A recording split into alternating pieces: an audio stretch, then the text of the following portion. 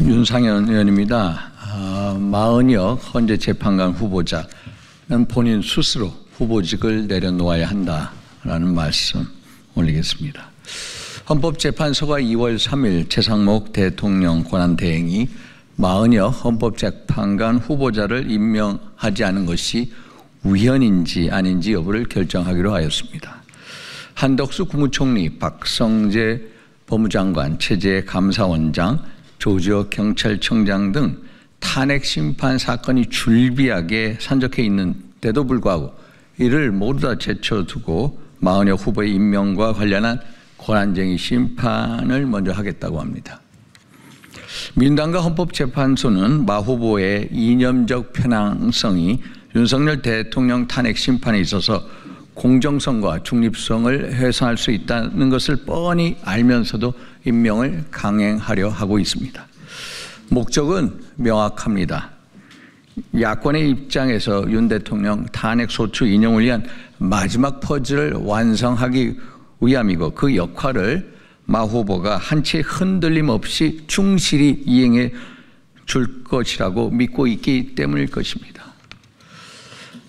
마은혁 후보는 우리법 연구회에서도 본인이 가장 왼쪽에 있다고 자부한 문영배 헌법재판관보다도 더 왼쪽에 있다는 평가를 받고 있는 사람입니다.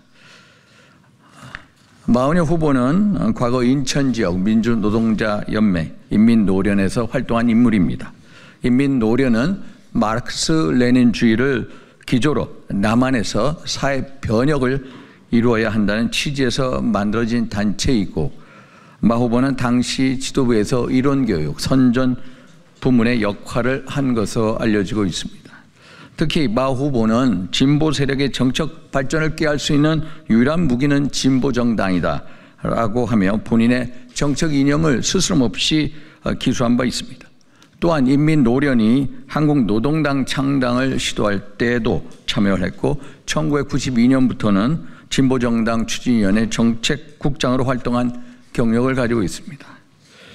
판사 임용 이후에도 마 후보의 이념적 편향성은 크게 달라지지 않았습니다. 마 후보는 친민노총 판결을 한 판사로서 정평이 나 있습니다. 2009년 국회에서 불법 농성을 벌인 민노당 당직자에 대해서 당시 검찰은 12명만을 약식 기소했지만은 마 후보는 노동운동의 동지애가 발동했는지 모르겠습니다만은 아예 공소기각 판결을 내렸습니다. 또한 고 노회찬 전 의원에게 정치자금을 후원하며 법관의 정치적 중의 의무를 위반했다는 논란을 받기도 하였습니다.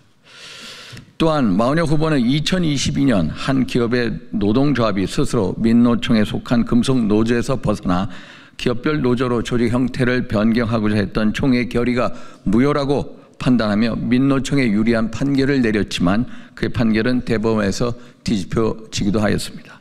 이렇듯 마은혁 후보의 과거 행정과 지난 판결은 그가 마르크스 레닌주의를 신봉한 사회주의적 이념을 지니고 있는 판사라는 것과 편협한 진영주의 판결을 내리는 판사라는 것을 방증하고 있습니다. 이는 마 후보의 헌법재판관으로서 공정성과 중립성을 의심스럽게 만들고 있습니다. 특히 헌법재판소의 이념적 운동장은 이미 왼쪽으로 기울어져 있습니다. 8명의 재판관 중 5명이 문재인 대통령, 김명수 대법원장, 민주당에서 추천한 인물들입니다. 여기에 마 후보까지 임명되면 총 6인의 헌법재판관이 진보 진영에서 추천한 인물로 채워지게 됩니다. 마음만 먹으면 헌법과 법률과 상관없이 진영의 이해관계에 따라 윤 대통령을 포함해서 누구든지 탄핵할 수 있다는 것을 의미합니다. 이런 일이 발생할 경우 현재의 결정에 승복하겠다는 국민이 과연 얼마나 되겠습니까? 더구나 마 후보까지 임명되면은 4명의 재판관이 좌파 사법 카르텔의 근원지로 지적되고 있는 우리법 연구회와 그 후신이 국제인권법 연구회 출신입니다. 특정 사조직이 헌법재판소의 과반 가까이를 차지하게 되는 것입니다.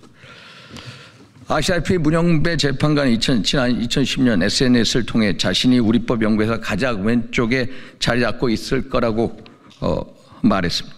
그리고 사실상 이재명 대표와 절친 관계에 있습니다. 이미선 재판관의 동생 이상희 변호사는 정의기억연대 이사와 또 민변 윤석열 퇴진 특별위원회 부위원장 이력을 가지고 있습니다. 그리고 그의 남편 오충진 변호사는 대장동 50억 클럽의 권순일 대법관과 같은 법무법인에서 근무하는 동료입니다. 정계선 재판관 배우자인 황필규 변호사는 윤 대통령 탄핵소 측 국회 측 대리인인 김희수 변호사와 같은 공익법인에 근무하고 있습니다. 정치적 편향성 의심할 수밖에 없습니다. 마은혁 후보를 신속하게 임명하고자 하는 이유는 무엇이겠습니까? 아마 이진숙 방통위원장의 탄핵 기각 때문일 것입니다. 이 위원장의 탄핵이 기각된 것을 보면서 자신들만으로는 윤 대통령 탄핵 심판이 기각될 수 있다고 생각했을 수도 있을 것입니다.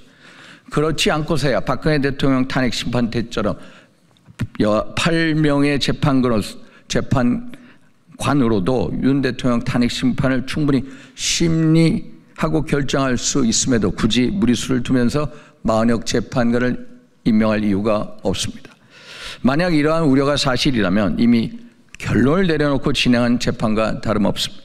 헌법이 수호해야 할 헌재재판관이 헌법을 수호해야 할 헌법재판관이 오히려 헌법의 정신을 훼손하고 있는 것입니다. 많은 법률 전문가들은 지난 23일 이진숙 방통위원장 탄핵안 기각 과정에서 법리가 아닌 재판관의 성향에 따라 판결이 나왔다고 평가하며 헌재의 정치적 또 이념적 편향성 문제를 지적하고 있습니다.